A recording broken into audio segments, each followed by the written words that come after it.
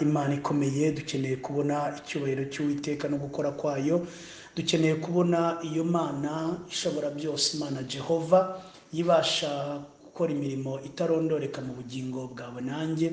Murabizi ko iteka ryose dukwiriye kuba mu buzima bw'amasengesho, tubwira Imana ibitunaniza n'ibitugoye n'ibitubujije amahoro, kugira ngo Imana nyiramahoro iyaduhe kandi tutavunitse. Murabizi ko ubuzima burimo amahoro ari ubuzima bw'umunezero. Nibwo buzima nkwifuriza mu mibereho y'ubuzima bwawe iminsi yose yo kubaho kwawe, kugira ngo Imana ijye ibasha kwihesha icyubahiro muri wowe, kuko amahoro ushobora kuyashakisha ntuyabone, ariko Imana yo ubwayo irayafite, irayatanga, kandi abayafite bakabona umunezero. Baryama neza, basinzira neza, babyuka nta kibateye ubwoba, kuko baba bafite ibyiringiro mu byo bashobora kubonesha amaso. Ariko twebwe ibyiringiro byacu biba muri Kristo Yesu iminsi yose yo kubaho kwacu.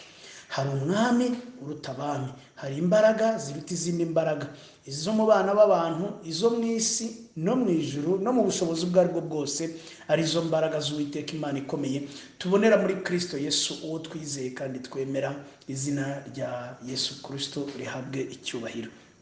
Rero turi abana b'Imana, uri umukristo ushaka Imana, ushaka kubona Imana, uri umwana w'Imana mu mibereho yawe, mu mivukire yawe. Hari igihe wenda warabayeho mu muryango utazi Imana mu buryo bwimbitse buzwi neza buduhesha agakiza, ariko nzi yuko Imana igufiteho umugambi udasanzwe no mu kavukire yawe. Ntabwo byari impanuka kugira ngo ushobore kubaho, hari umugambi w'Imana utarondoreka, udatezuka, mbese wa mugambi udacika intege, kuko Imana yo iteka ryose ibyo ikora byose, imigambi yayo, imirimo yayo byose ibirebera mu rufunguzo rumwe rwitwa urukundo. Uru rukundo rero nirwo rubaho mu mitima yacu, rugadushoboza gusabana n'Imana biciye mu mbaraga zo kuramya no guhimbaza ndetse no gusenga. Ibyo rero akaba ari uburyo Imana yashyizeho kugira ngo abantu babashe kuyibona batarushye. Inshuti y'Imana, niba Imana ikwiriye kubonwa, ntuzavunike kuyibona rwose. Ujye ubona Imana iminsi yose yo kubaho kwawe, kuko bitanga amahoro y'umutima, bitanga n'umunezero, kandi wumva ufite gukomera muri wowe. Rero tugiye kwigana ijambo ririmo kunyubaka muri iyi minsi. Ndagira ngo twigane ijambo rivuga ngo uri ikimenyetso cy'imbaraga z'Imana. Uri ikimenyetso cy'imbaraga z'Imana. Iryo jambo ngira ngo twigane aho tujya kureba muri Yohana igice cya 12, ariko muranyemerera mvuge gatoya ku gice cya 11 muri Yohana, kuko ni ibice bibiri bisa naho bijyanye. Hanyuma noneho nshobore kugaragaza ukuntu uri ikimenyetso cy'imbaraga z'Imana. Kuba ikimenyetso cy'imbaraga z'Imana bituruka mu gukora kw'imbaraga z'Imana. Unkurikire neza. Kuba ikimenyetso cy'imbaraga z'Imana ni ukuvuga ngo Imana ifite icyo igiye gukora, wowe ubwawe uri ikimenyetso, cyangwa se ifite icyo yakoze, wowe ubwawe uri ikimenyetso.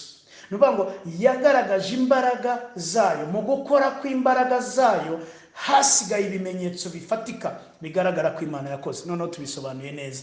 Mu gukora kw'imbaraga zayo habonetse ibimenyetso. Muri bya bimenyetso byo gukora kw'imbaraga z'Imana, wowe ubwawe kanaka, wo kwa kanaka, uri ikimenyetso cy'imbaraga z'Imana. Niryo jambo tugiye kwigana, ko uri ikimenyetso cy'imbaraga z'Imana. Yohana igice cya 12 uhereye ku murongo wa mbere kugeza ku wa 11 haravuga ngo nuko hasigaye iminsi 6 Pasika ikaba, Yesu ajya i Betaniya aho Lazaro uwo Yesu yazuye yabaga. Bamutekerayo ibyo kurya bya nijoro. Marita arahereza, kandi na Lazaro yari umwe mu bicaranye na Yesu basangira. Mariya yenda igice cy'indatire y'amavuta meza nk'amadahano y'agati kitwa narada y'igiciro cyinshi cyane, ayasiga ku birenge bya Yesu, abihanaguza umusatsi we. Inzu yose itamamo ayo mavuta. Nuko Yuda Isikariota, umwe mu bigishwa be wendaga kumugambanira, aravuga ati, niki gitumye aya mavuta atagurwa idenariyo 300 ngo bazifashishe abakene? icyatumye avuga atyo si ukubabarira abakene, ahubwo ni uko yari umujura kandi ari we wari ufite umufuka w'impiya akiba ibyo babikagamo. Yesu aravuga ati, nimumureke ayabikire umunsi nzahambwa, kuko abakene muri kumwe nabo iteka, ariko jyeweho ntituri kumwe iteka. Abantu benshi b'Abayuda bamenye ko ahari baraza, icyakora si ku bwa Yesu gusa, ahubwo ni ukugira ngo barebe na Lazaro yazuye. Nuko abatambyi bakuru bajya inama yo kwica Lazaro nawe, kuko Abayuda benshi babavagamo kubwe bakizera Yesu. Haleluya. Inshuti z'Imana, iri ni ijambo ry'Imana turimo gusangira muri Yohana igice cya 12 umurongo wa mbere kugeza ku murongo wa 11. Ariko munyemerere tuse n'abagarukaho gatoya mu gice cya 11 uvuye muri igice cya 12.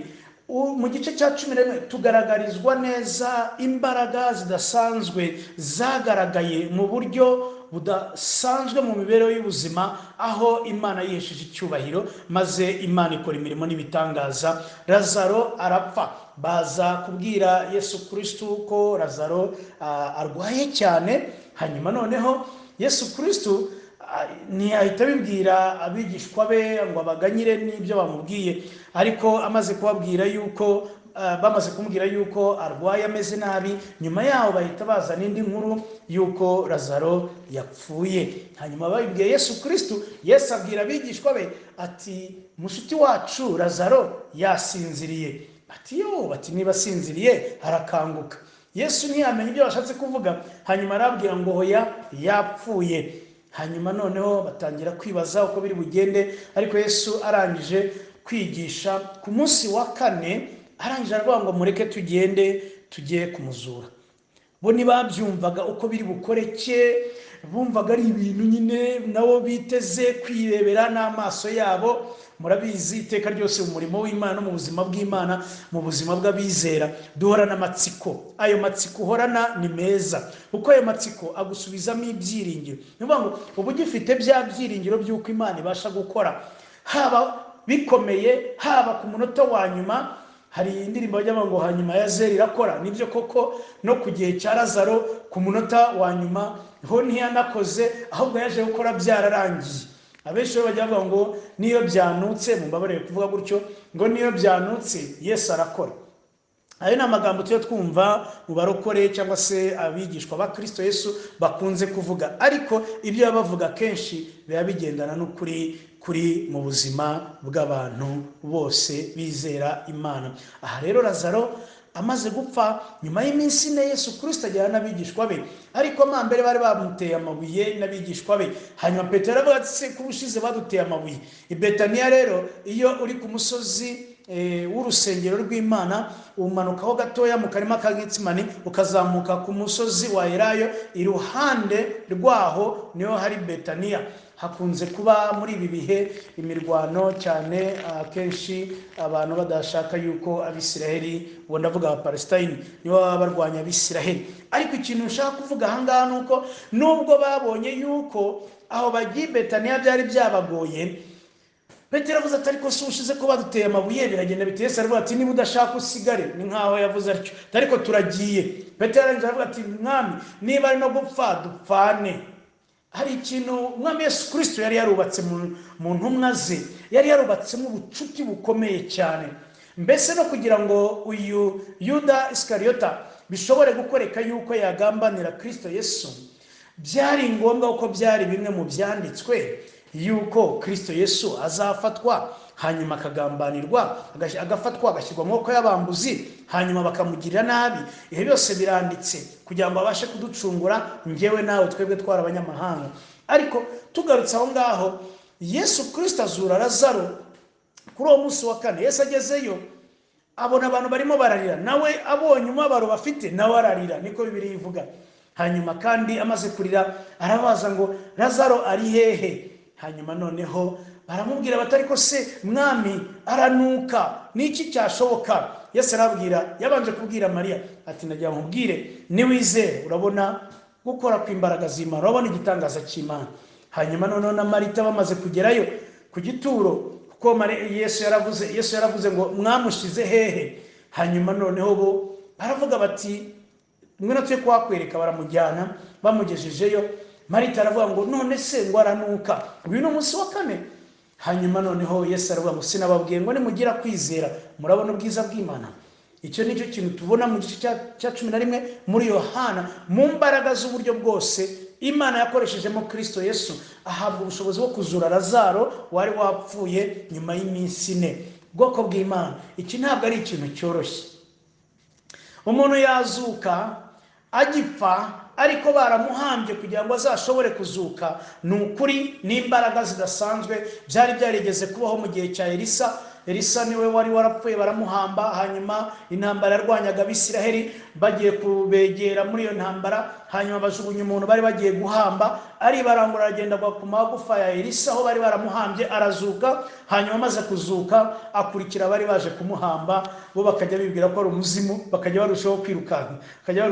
Kamubwire ibyapfuye byawe bitagifite ubuzima bigiye gukurikira nk'ibitumwe, kuko ubu ngubu Uwiteka Imana amaze gushyira ikimenyetso ku buzima bwawe, nawe ubwawe uri ikimenyetso cy'imbaraga z'Imana. Kandi uko niko kuri, nta bizakurwaho, ibyo bizabaho uri ikimenyetso cy'imbaraga z'Imana. Hanyuma tugarutse muri iki cyanditswe rero cya 12 muri Yohana, ubwo rero mu gice cya 11 turabona yuko Yesu Kristo yahamagaye Lazaro ati Lazaro sohoka. Lazaro asohotse, hanyuma abasha kuzuka. Ntabwo Yesu byamugoye, yahamagaye Lazaro ngo Lazaro sohoka. Lazaro asohoka aboshye imyenda bari baramuboheyemo, hanyuma bamukuramo ya myenda, aza ari muzima. Ibyawe Yesu arabihamagara uyu munsi, kuko uri ikimenyetso cy'imbaraga z'Imana. Imana ntiyarekeye aho, iracyafite umugambi mwiza ku buzima bwawe. Nshuti y'Imana, wicika intege.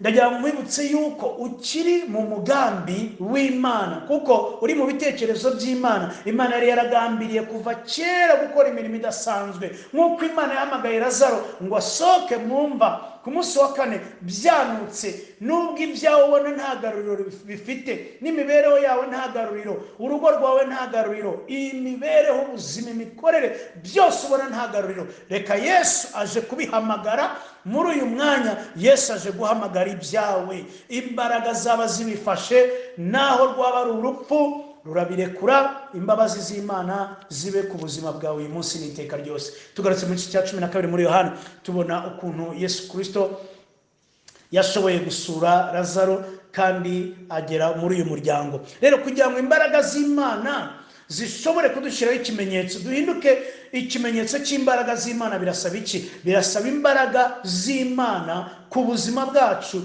zije kuzura ubuzima bwacu. Reka mubwire inshuti y'Imana, Dawidi niwe yavuze ngo mwami unzure kandi ijambo ryawe kuko ryanzuye. Dawidi yarasobanukiwe ijambo ry'Imana. Nanjye nibyo nkubwira, ijambo ry'Imana uyu mwanya rikuzure. Yesu Kristo kuzura Lazaro ntabwo yasenze, oya, yahamagaye Lazaro. Iryo jambo, iryo jwi rya Kristo Yesu rigere mu byawe. Ikintu cya mbere kidasanzwe gikwiye gukoreka kugira ngo uhinduke imbaraga, ikimenyetso cy'imbaraga z'Imana, nuko Uwiteka Imana akora ikintu gishya mu buzima bwawe kidasanzwe. Reka nkubwire, niba uyu munsi wabuze minerivare, dufata urugero, school fees ni ikibazo, nta muntu washobora kukugira neza, ariko ku mwanya wa nyuma no mu gihe cyane umwana bagiye kumuvana ku ishuri ugasanga hari umuntu uguhaye amafaranga ya school fees, icyo ni igitangaza. Yego, ni ugukora kw'imbaraga z'Imana, ariko ikimenyetso cy'imbaraga z'Imana, abantu benshi bashobora gushidikanya kuri ubwo bufasha uhawe.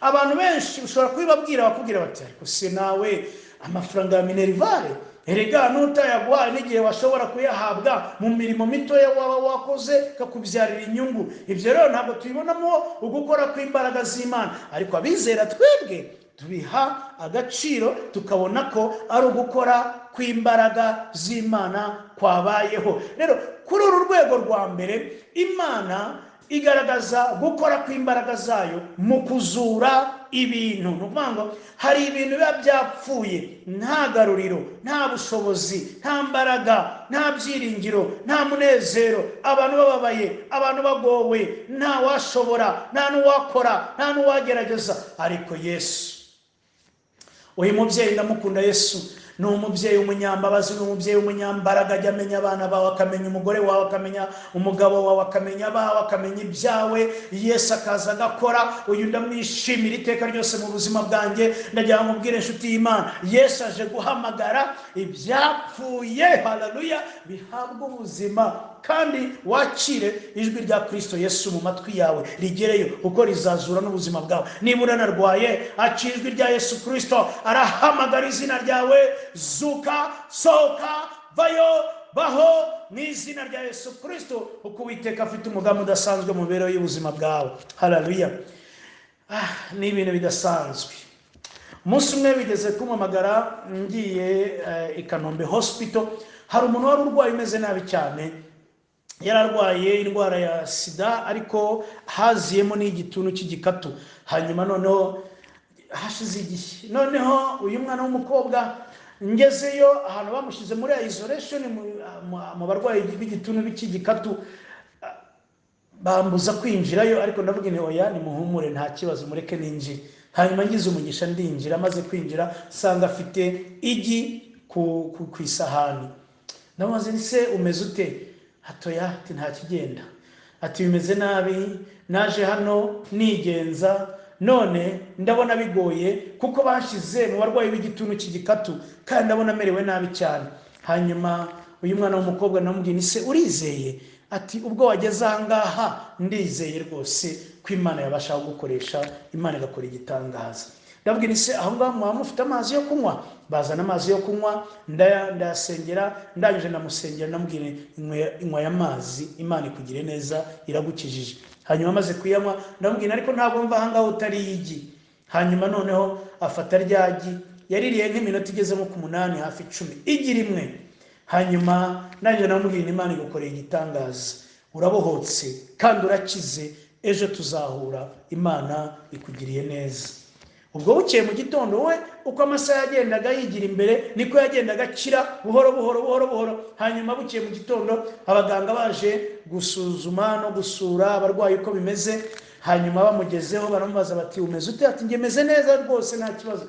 Bati se urumva umeze neza? Ati none se ko ari gukinjira mu bitaro ukaba umazemo icyumweru kimwe, kandi wari ukwiye kuba umazemo byibuze amezi 6 mu bantu b'igituntu cy'igikatu, ntabwo ushobora gupfa gusezerwa gutyo nubwo wumva ufite imbaraga. Arangije arabwira ngo ngenzi ko Imana yanjye yakoze igitangaza, ni mumpime. Batangira kumupima, baramupima. Bamaze kumupima aravuga ati ariko nubwo munampimye ntimwibagirwe na sida. Hanyuma barangije banapima na sida. Bamaze gupima sida, bazana ibisubizo negatifu, igituntu cy'igikatu, sida negatifu, ikintu cyose yararwaye byose negatifu. Uyu mwana ahaguruka agenda. Barangije bamubaza bati se waje hano urwaye koko? Ndaravuga ati ngiye nari ndwaye. Abereka ibipapuro bya HIV positive, abereka n'iby'igituntu cy'igikatu byari biri mu fayiro ye. Haje avuga ati ariko si igituntu cy'igikatu cyakira gute? Undi aravuga ati hari Imana yanjye yakoze ibitangaza. Iyo Mana nawe yabasha gukorera igitangaza, Imana ikakugirira neza. Reka mubwire inshuti y'Imana, Yesu aza bikomeye, bitagifite ibyiringiro, byapfuye, tagifite n'ibyo wazura, n'umwana w'umuntu atagishoboye kugira icyo yakora. Aho rero niho tubona imbaraga z'Imana ko ziva hehe? Mu rupfu. Imbaraga z'Imana zikavayo nanone zikagaragara mu bikoreka bidashobora gupfa gukoreka mu bushobozi bw'abantu, ari ibintu byananiranye. Iyo ibintu byananiranye ntabwo umwana w'umuntu ashobora kubyishoboza, n'abantu ntibabimushoboza, n'uwari wese ntiyabishobora. Icyo gihe rero niho dushobora kubona gukora kw'imbaraga z'Imana. Urwego rwa mbere rwo gukora kw'imbaraga z'Imana harimo kuzuka, Imana ikazura ibyawe. Harimo nanone gukora ibintu byananiranye, Imana ikabikora. kuko ibi bikoze mu buryo bwayo. Reka mubwire inshuti y'Imana, inzozi zawe, iby'Imana ikubwira yuko izabikora mu buhanuzi, mu magambo y'Imana, iby'Imana yavuze, Yesu icyo yavuze aragikora. Haleluya. Hano tubona gukora kw'imbaraga z'Imana. Ibi rero biragufasha kumenya imbaraga z'Imana mu mibereho y'ubuzima bwawe. Gukora kw'imbaraga z'Imana, n'Imana izawukora ibyananiranye. Ikindi cya gatatu, iyi Imana ibona wowe ubwawe nta cyerekezo. Umugabo umwe muramuzi neza, Yakobo, ajya kwa Labani, biramugora cyane. Ageze mu nzira, indogobe yari afite iragwa, igwa mu manga, epfo iyo ngiyo. Arangije asigara nta kintu afite. Yari asigaranye icupa ry'amavuta, asigaranye kandi n'imvumba y'amazi kugira ngo ashobore kunywa amazi. Inshuti z'Imana, ndagira ngo nkubaze, ese wowe Yesu Kristo nta kintu aragukorera? Ndagira ngo wibutse yuko hari ibintu bikomeye byari byagushizeho. Wari ufite imbaraga, wari ufite ubutware, wari ufite umugisha, wari ufite amahoro. Umunsi umwe ugiye kubona ubona bigushizeho, abantu bagukuweho, abantu bose bagutaye, nta n'umwe wakumva. Ariko umunsi umwe Yesu Kristo araza gushyiraho ikimenyetso. Ndagira ngo mbwire, uri ikimenyetso cy'imbaraga z'Imana. Kuba uriho ubwabyo uri ikimenyetso cy'imbaraga z'Imana. Yakobo igihe yajyaga kwa Labani gushakayo umugore, byose bimaze kumushiraho, arangije yisegura ibuye. Bigaragara ngo ubuzima bwanjye burakakaye, imibereho yanjye ibaye mibi, nta kintu nifuza kindi usibye gupfa. Naho ubundi no gupfa ndabona ngiye gupfa, uko mbona ibintu binkomereye cyane. Yarasigaranye amavuta ya elayo. Amavuta ya elayo kenshi akora iki? Yomora ibisebe. Kandi iyo umuntu ariwe na scorpion cyangwa n'inzoka, ayasuka ku gisebe agahita akira, ubumara bukamuvamo. Ibyo rero nibyo byari bisigaye kuri we n'amazi. Hanyuma arangije kwisegura ibuye, agiye kubona urwego rufashe mu ijuru kandi rushinze ku isi. Abona abamarayika bamanuka, abandi bazamuka. Bibiliya ntabwo itubwira amabanga y'ibyo abamarayika bamubwiye, ahubwo Yakobo yaravuze ngo sinari nzi ko hano hantu ndi hari irembo ry'ijuru. Hanyuma arangije ahita Beteli. Ahise Beteli asuka amavuta kuri ryabuye, aravuga ngo ningaruka nzaturira Uwiteka Imana 10, ngo kandi nanone aha hantu nzahahindura inzu y'Imana. Yesu ashimwe. Bwoko bw'Imana, uri ikimenyetso cy'imbaraga z'Imana. Iyo ibintu byose bigushizeho, imbaraga zigushizeho, ubwenge busa naho butagikora, abantu bakwita ikizongwe, utagifite n'ibyiringiro, udafite n'imbaraga zo gushobora kuva muri ubwo buzima, Imana ikaza igakora ikintu kidasanzwe mu buzima bwawe. Kubera iki? Kuko watakaje amahirwe mu gihe cyawe cyangwa se mu bihe byakubayeho. Hanyuma tugiye kureba ikindi cya kabiri. Imana ntijya yibagirwa ibyo ikwiriye gukora mu buzima bwawe. Imana nubwo wabona ibintu byose bisa n'ibisinziriye, ntabwo yabyibagirwa. Nubwo ibintu byose byaba bisa n'ibigoye, ntabwo Imana yabyibagirwa. Wowe ubwawe uba ubona yuko ibintu bikomeye, nuko igihe kitaragera.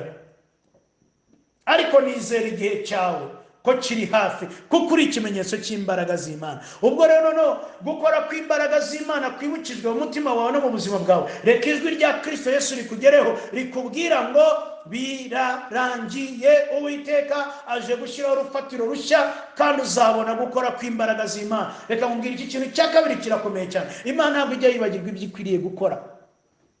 Imana ni very responsible cyane.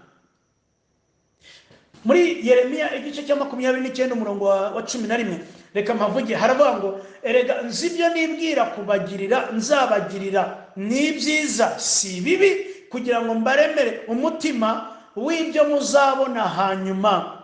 Yeremiya 29:11, nzi ibyo nibwira nzabagira si bibi ni byiza, kugira ngo mbareme umutima w'ibyo muzabona hanyuma. Haleluya. Nuvuga ngo Imana iri very responsible to what he have to do. Nicyo kintu gikomeye. Imana yaba yibagirwaga tuba twarashize, ariko Imana ntiyibagirwa, nta nubwo ishobora kukwibagirwa, kuko wari mu bitekerezo byayo, wari mu mugambi wayo, wari mu mbaraga zayo, wari mu gukora kwayo, wari ikimenyetso cyo gukora kw'imbaraga z'Imana. Reka rero Imana yongere isimura amayira, yongere kugarukaho mu buryo budasanzwe. Imana ntijya yibagirwa ibyo ikwiriye gukoreka. ikintu cyakoretse cyane kidasanzwe ahangaha tubona Lazaro asuwe na Kristo Yesu. Nicyo kintu cya mbere gikomeye. Reka mubwize ukuri inshuti y'Imana, Yesu Kristo azura Lazaro ntabwo byari bihagije, ahubwo icyo nshaka kubwira ni ukugira ngo mwereke yuko turi ikimenyetso cy'imbaraga z'Imana.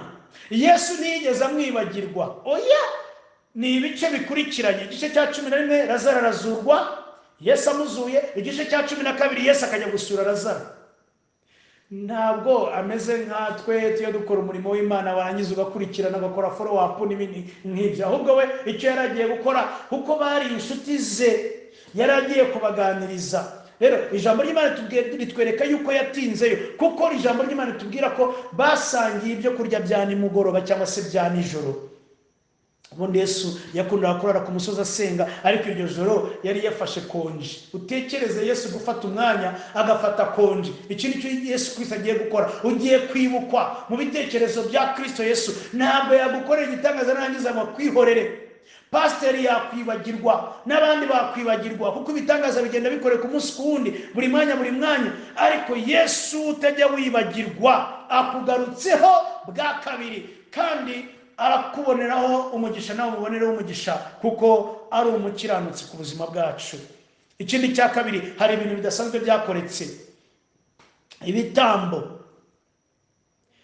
Ikintu kidasanzwe, igitambo kidasanzwe cyo kumena amavuta kuri Kristo Yesu cyari ikintu gikomeye cyane ku buzima bwa Kristo Yesu. Yahise agaragariza abantu bari baraho bose yuko igihe cye cyo kugenda kigeze, kandi ari igihe gikomeye. Mu bihe bikomeye byo Yesu Kristo yabonaga, Mariya afata igice gikomeye kidasanzwe cy'amavuta ya narada. Ni amavuta ahumura, ni amavuta ahenze muri Israeli na bugingo n'ubu. Agacupa gatoya kari munsi ya mililitiro 100 kagura amadolari 25. Wumva ayo mafaranga ukuntu angana, ubwo bihura n'amafaranga 25 by'amanyarwanda. Ariko ako gacupa gatoya katageze muri mililitiro 100 ni agacupa kaba karesha nka gutya. Agacupa karesha gutya rero gashobora kugura amadolari 25. Ni amafaranga menshi ubwoko bw'Imana. Aya mavuta rero we yayamusutseho ari n'igice cya litiro yose, ayamusukaho.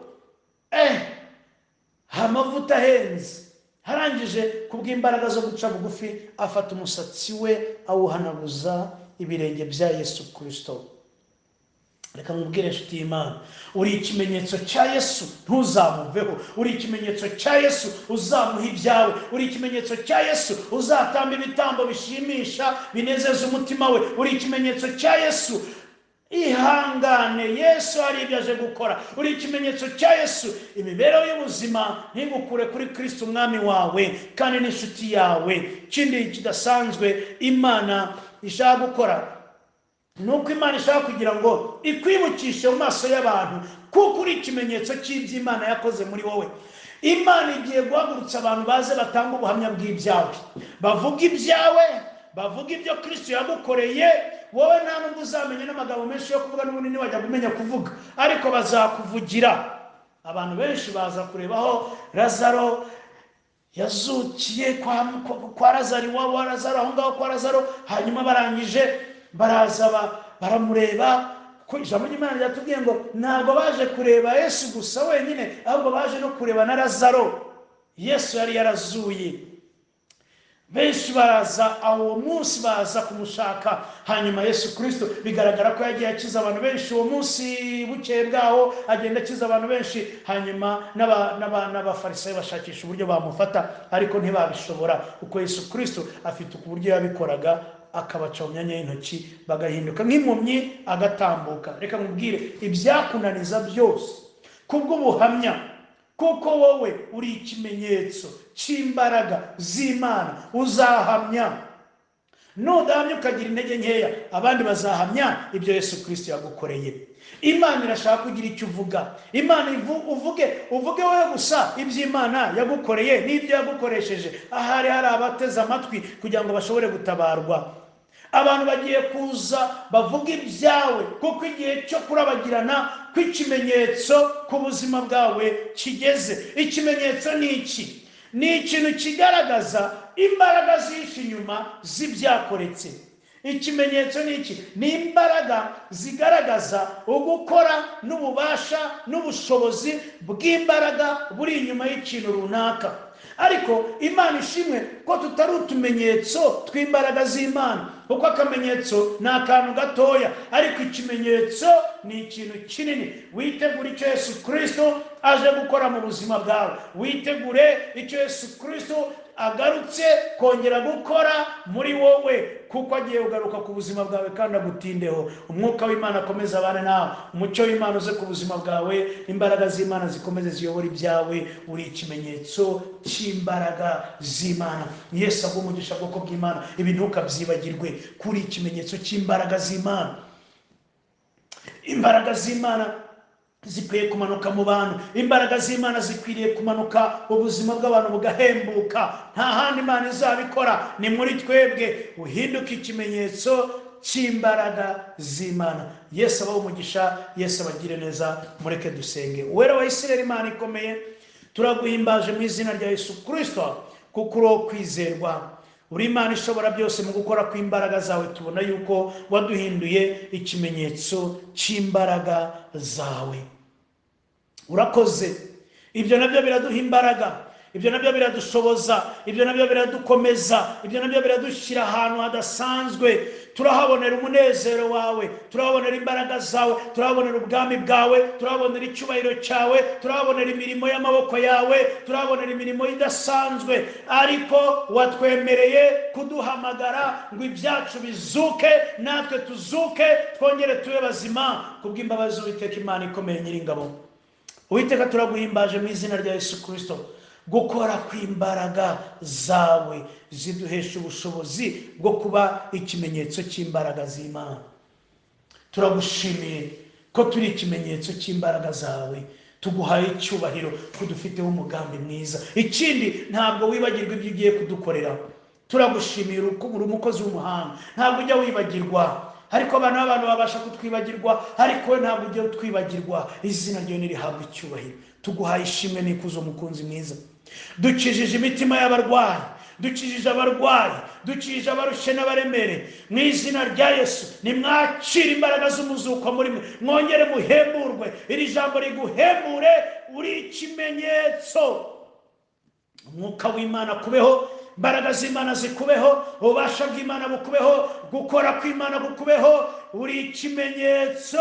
Akira imbaraga z'Imana, akira kubohoka, akira ubushobozi, akira umugisha, akira amahoro. Tabarwa, akira mu izina rya Yesu Kristo w'i Nazareti. Uyu munsi Imana yibutse imirimo yakoze, kandi ikugaruye w'ibyawe byose.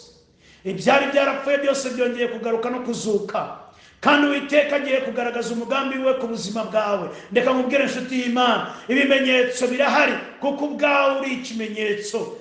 Tutaratandukana ugiye kubona ikimenyetso uyu mwanya. Ejo uzaba ufite ubuhamya, ejo uzaba ufite amashimwe uko Imana ari ikikoze mu mubiri wawe, mu bugingo bwawe, mu mibereho yawe. Akira no mu mirimo yawe, no mu byawe, no mu mishinga, no mu migambi, no mu muryango, no mu buzima bwawe bwa buri munsi. Akira icyo Imana ikoze gishya, kuko uri ikimenyetso.